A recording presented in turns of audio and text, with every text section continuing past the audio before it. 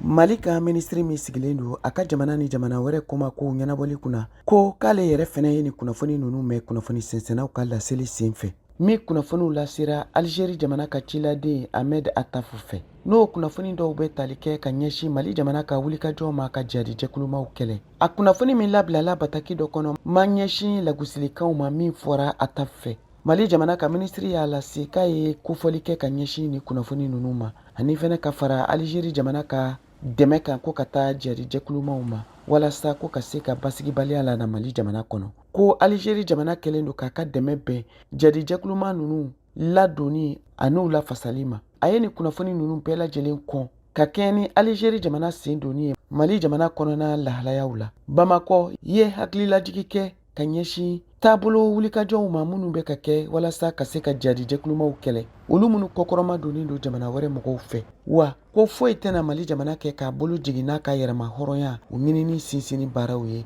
ka fara kɛrɛfɛ jamanaw kan i n'a fɔ Burkina Faso ani Niger jamana olu minnu ni Mali jamana kɛlen don k'u bolo di ɲɔgɔn ma ka kulu kɛrɛnkɛrɛnnen sigi k'u sen bɔ farafinna tilebiyanfanw tɔgɔla tɔnba CEDEAO o ka jɛkulu la